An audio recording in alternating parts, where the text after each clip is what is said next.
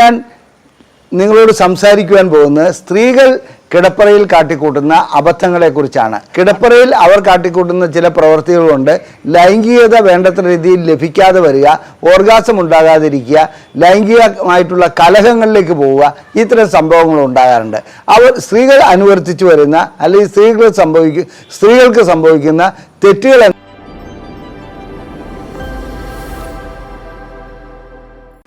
ഞാൻ ഡോക്ടർ അജയൻ വർഗീസ്, കോഴിക്കോട് ജില്ലയിൽ കുന്നമംഗലം പന്തീർപ്പാടത്തുള്ള institute of sexual and reproductive medicine എന്ന സ്ഥാപനത്തിൻ്റെ ഡയറക്ടറാണ്. International association of sexual medicine practitioners modern medicine എന്ന അസോസിയേഷൻ്റെ അഖിലേന്ത്യാ ചെയർമാനുമാണ്.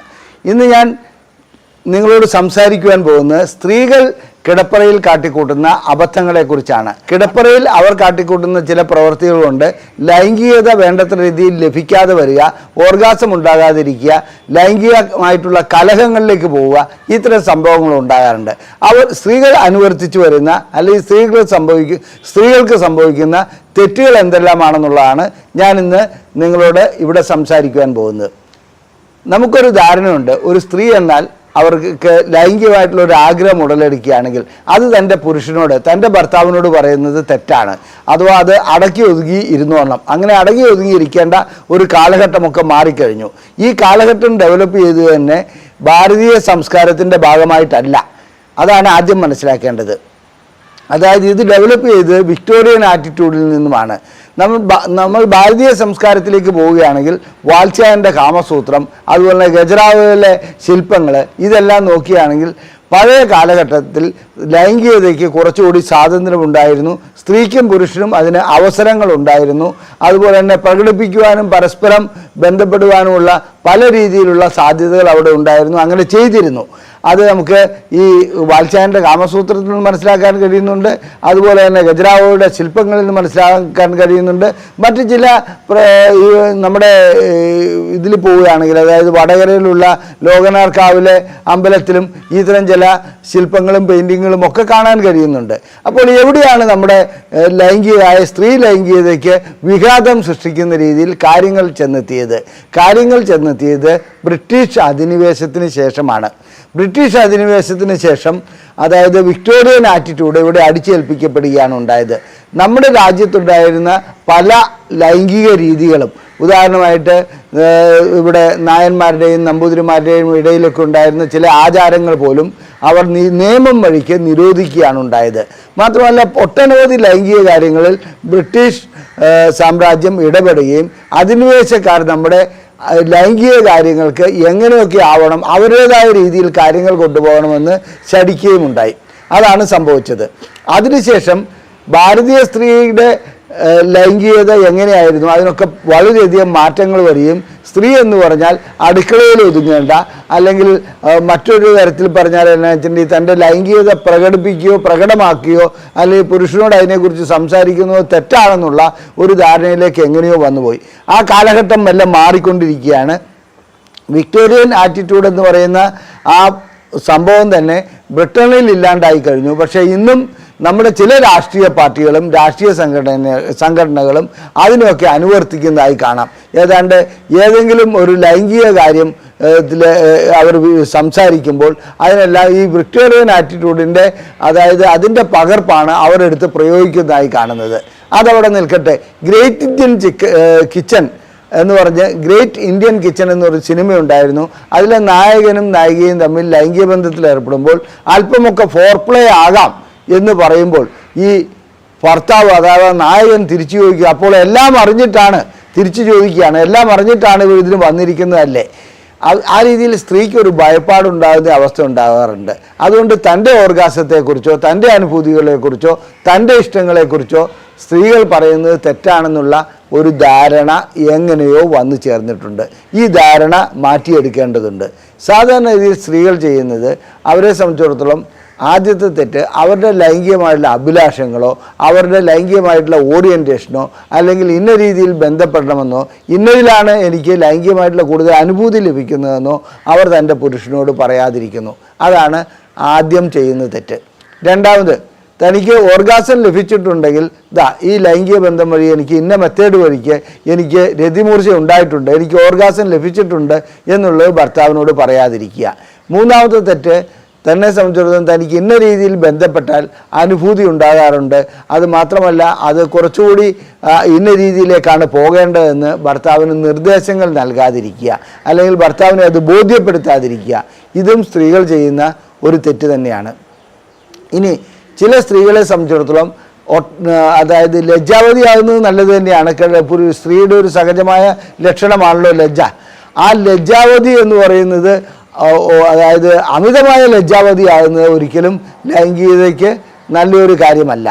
ഇനി ചില സ്ത്രീകളെ സംബന്ധിച്ചിടത്തോളം പുരുഷൻ്റെ ലൈംഗിക അവയവങ്ങളിൽ തൊടുന്നത്, അതുപോലെ തന്നെ ചില രീതിയിലുള്ള ലൈംഗിക ബന്ധങ്ങളിൽ ഏർപ്പെടുന്നത് അവർക്ക് ഇഷ്ടമുള്ള കാര്യമല്ല.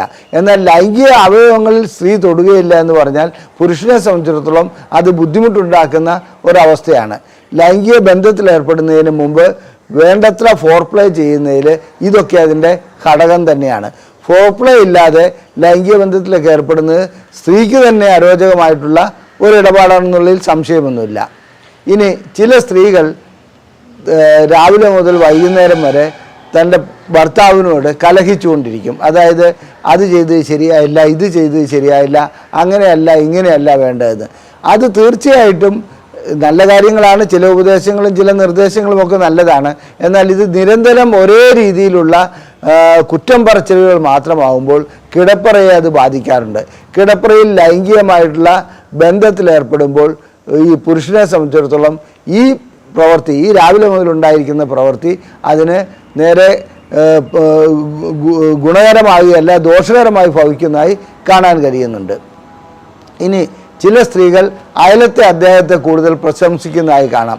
മറ്റൊരു പുരുഷനെ ലൈംഗികമായിട്ടുള്ള കാര്യങ്ങളിലല്ല, മറ്റു പല കാര്യങ്ങളിലും ആ അയലത്തെ അദ്ദേഹത്തിന് വേണ്ടിയിട്ട് കൂടുതൽ വാദിക്കുക, അദ്ദേഹം നല്ല രീതിയിലാണ് കാര്യങ്ങൾ കൊണ്ടുപോകുന്നത്, ആ രീതിയിലുള്ള കാര്യങ്ങളെല്ലാം സംസാരിക്കുകയാണെങ്കിൽ അതും ലൈംഗികതയെ ബാധിക്കുന്നതായി കാണാം.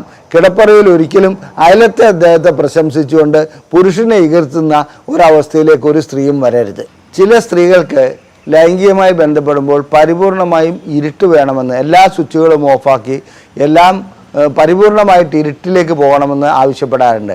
പുരുഷൻ്റെ ആഗ്രഹം അതായിക്കൊള്ളണമെന്നില്ല.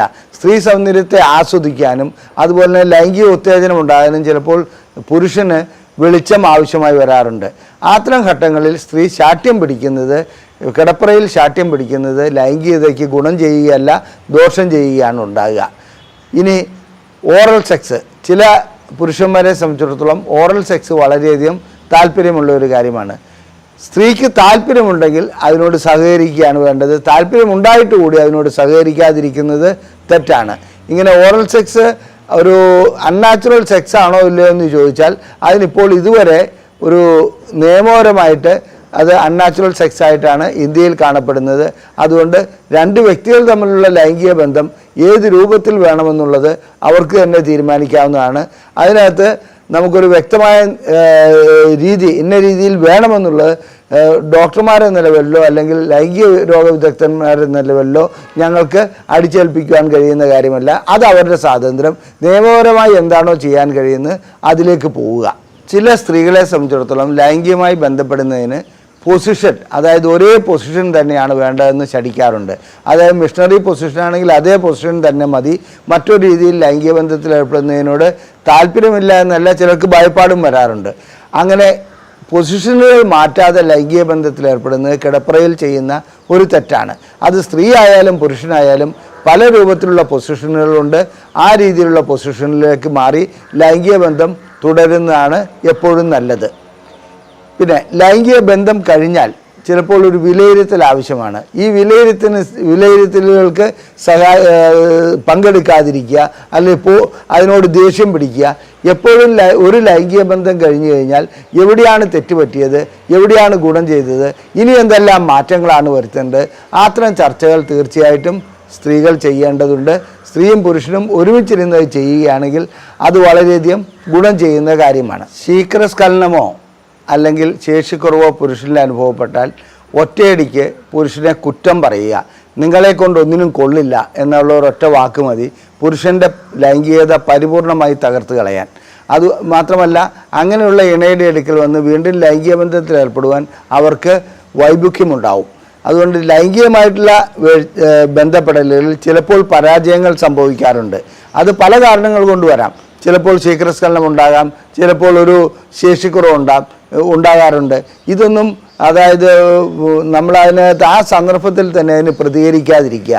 മാത്രമല്ല അടുത്ത തവണ ബന്ധപ്പെടുമ്പോൾ ഇതെല്ലാം ചിലപ്പോൾ കറക്റ്റ് ചെയ്തെന്നും വരാം. എന്നാൽ തുടർച്ചയായി ശീഘ്രസ്ഖലനം അനുഭവപ്പെടുക, അതുപോലെ തന്നെ ലൈംഗിക ശേഷിക്കുറവ് അനുഭവപ്പെടുക, അത്തരം കാര്യങ്ങൾക്ക് ഒരു ലൈംഗിക രോഗ വിദഗ്ധനെ കണ്ട് ചികിത്സ നൽകേണ്ട ആവശ്യമുണ്ട്.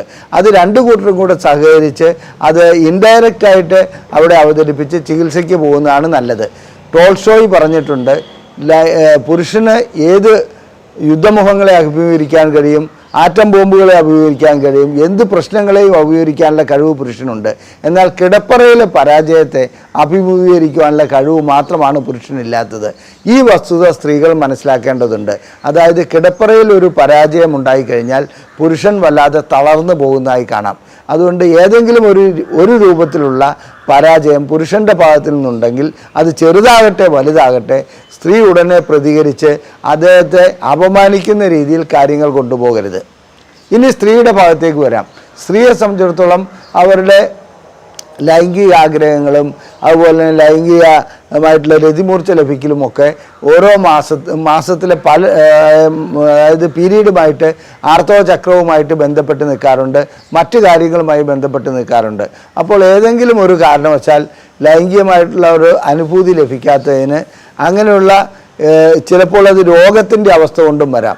അങ്ങനെ ചില രോഗത്തിൻ്റെ അവസ്ഥ കൊണ്ട് ലൈംഗിക അനുഭൂതി ലഭിക്കാത്ത അവസ്ഥയാണെങ്കിൽ അത് ആ പ്രശ്നങ്ങൾക്ക് പരിഹാരം കാണുവാൻ ഒരു ലൈംഗിക രോഗവിദഗ്ധനെ സ്ത്രീയും കാണേണ്ട ആവശ്യമുണ്ട്. അത് ദമ്പതികളുടെ പ്രശ്നങ്ങൾ ആ രീതിയിൽ തന്നെ പരിഹരിച്ചില്ലെങ്കിൽ വീണ്ടും വീണ്ടും ലൈംഗികത ഇല്ലാതായി പോകുന്ന ഒരവസ്ഥയിലേക്ക് വരാറുണ്ട്. ഇനി കിടപ്പറയിൽ വെച്ച് പുരുഷനെ ഒരിക്കലും അപമാനിക്കരുതെന്ന് ഞാൻ പറഞ്ഞു. അതുപോലെ തന്നെ അത് ഈ കാര്യം ലൈംഗികതയിൽ മാത്രമല്ല, അദ്ദേഹത്തിൻ്റെ ബിസിനസ് പരാജയം അല്ലെങ്കിൽ അദ്ദേഹത്തിൻ്റെ തൊഴിൽപരമായ പ്രശ്നങ്ങൾ, സാമ്പത്തിക പ്രശ്നങ്ങൾ, ഇതെല്ലാം കിടപ്പറയിൽ വെച്ച് എടുത്തിട്ടിട്ട് പുരുഷന് പ്രശ്നങ്ങൾ സൃഷ്ടിച്ചു കൊടുക്കുകയല്ല ഒരു സ്ത്രീ ചെയ്യേണ്ടത്. അതാണ് ഏറ്റവും ആദ്യം മനസ്സിലാക്കേണ്ടത്. കിടപ്പറയിൽ ഇത്തരം മറ്റു വിഷയങ്ങൾ ചർച്ച ചെയ്യാതിരിക്കുക എന്നുള്ളതാണ് ഏറ്റവും നല്ലത്. ഇനി ചില സന്ദർഭങ്ങളിൽ പുരുഷൻ ലൈംഗികമായിട്ടുള്ള ആഗ്രഹം പ്രകടിപ്പിക്കുമ്പോൾ, അതായത് ലൈംഗികമായി ബന്ധപ്പെടാൻ വേണ്ടി സമീപിക്കുമ്പോൾ ഒരു ബിഗ് നോ പറയുന്ന സ്ത്രീകളുണ്ട്. മറ്റെന്തെങ്കിലും കാരണങ്ങൾ കൊണ്ടായിരിക്കാം. ഇനി അത്തരം ബിഗ് നോ പറയുന്നത് പുരുഷനിലെ ലൈംഗികത ഇല്ലാതാക്കുന്ന ഒരവസ്ഥയുണ്ട്. ഞാൻ ഏതോ മതഗ്രന്ഥത്തിൽ വായിച്ചതായി തോന്നുന്നുണ്ട്.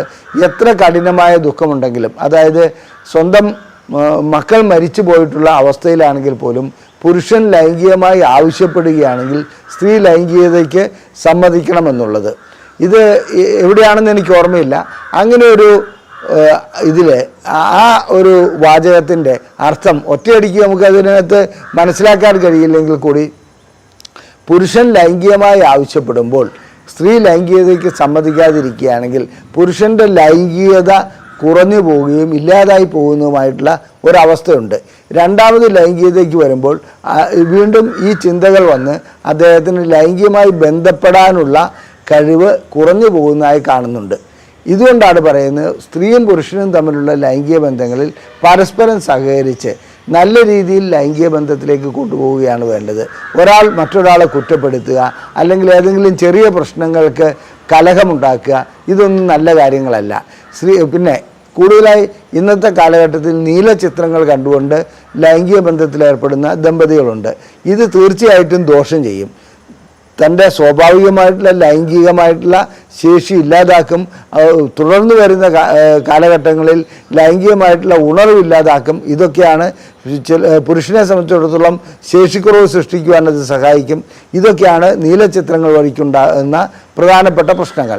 അതുകൂടാതെ നീലച്ചിത്രങ്ങളിൽ കാണുന്നതെല്ലാം ശരിയാണെന്ന് തെറ്റിദ്ധരിച്ച് ആ രീതിയിലൊക്കെ ലൈംഗിക ബന്ധത്തിൽ ഏർപ്പെടുവാനും അത്രത്തോളം സമയം ലൈംഗിക ബന്ധത്തിൽ ഏർപ്പെടാൻ കഴിയുമെന്നുള്ള തെറ്റിദ്ധാരണ മൂലം സ്ത്രീയെ ശല്യപ്പെടുത്തുന്നു, അല്ലെങ്കിൽ പുരുഷൻ ആ രീതിയിൽ ബന്ധപ്പെടുന്നില്ല എന്ന് കരുതി പുരുഷനോട് നിങ്ങൾക്കിതിന് കഴിവില്ല എന്നൊക്കെ പറയുന്ന ചില സ്ത്രീകളുണ്ട്. വാസ്തവത്തിൽ നീലച്ചിത്രങ്ങളിൽ കാണുന്നതെല്ലാം തന്നെ അതായത് ക്യാമറ ടെക്നിക്കാണ്. അത് ഒരിക്കലും നമ്മുടെ സാധാരണ സിനിമയിൽ ഒരു നായകൻ വന്ന 20 ആളെ ഒരുമിച്ച് അടിച്ചിടുന്നത് പോലെയൊക്കെയാണത്. ആ രീതിയിലുള്ളൊരു ഒരു സിനിമ മാത്രമാണ് അതെന്ന് മനസ്സിലാക്കുക. ലൈംഗികമായിട്ടുള്ള പല പ്രശ്നങ്ങളും കിടപ്പറയിൽ ദമ്പതിമാർ സൃഷ്ടിക്കുന്നതാണ്. അതായത് ശേഷിക്കുറവ്, അതുപോലെ തന്നെ ശീഘ്രസ്ഖലനം, ഇതൊക്കെ നല്ല രീതിയിൽ പോവുകയാണെങ്കിൽ, നല്ല ഇൻറ്റിമസിയോടുകൂടി പോവുകയാണെങ്കിൽ നമുക്ക് ഒരു പരിധി വരെ പരിഹരിക്കുവാൻ കഴിയും. എന്നിട്ടും പരിഹരിക്കാൻ കഴിയാത്ത പ്രശ്നങ്ങൾക്ക് ചികിത്സ ആവശ്യമാണ്. അത് മറ്റൊരു കാര്യം. സ്ത്രീക്കാകട്ടെ പുരുഷനാകട്ടെ ലൈംഗികമായിട്ടുള്ള പ്രശ്നങ്ങൾക്ക് പരിഹാരം നൽകുന്ന ഒരു സ്ഥാപനമാണ് ISRM. ഞങ്ങൾ പ്രസിദ്ധീകരിക്കുന്ന ബുക്ക്ലെറ്റുകൾ സൗജന്യമായി നിങ്ങൾക്ക് ലഭിക്കുന്നതാണ്. ISRM എന്ന് ടൈപ്പ് ചെയ്ത് ഇവിടെ കാണിച്ചിരിക്കുന്ന നമ്പറിൽ വാട്സപ്പിൽ അയയ്ക്കുക. ISRM എന്ന് മാത്രം ടൈപ്പ് ചെയ്താൽ മതി. നിങ്ങൾക്ക് ഞങ്ങളുടെ ബുക്ക്ലെറ്റുകൾ സൗജന്യമായി ലഭിക്കുന്നതാണ്. ലൈംഗികമായ ചികിത്സ ഏതെങ്കിലും രൂപത്തിൽ ആവശ്യമുണ്ടെങ്കിൽ അത് സ്ത്രീക്കാകട്ടെ പുരുഷനാകട്ടെ ഞങ്ങളുടെ ഈ നമ്പറിൽ വിളിച്ച് ബുക്ക് ചെയ്യാവുന്നതാണ്. ഞങ്ങളുടെ ഈ വീഡിയോ ഇഷ്ടപ്പെട്ടുവെങ്കിൽ നിങ്ങളുടെ അഭിപ്രായങ്ങൾ കമൻറ്റ് ബോക്സിൽ രേഖപ്പെടുത്തുക. നിങ്ങളുടെ സുഹൃത്തുക്കൾക്ക് ഈ വീഡിയോ അയച്ചു നൽകുക.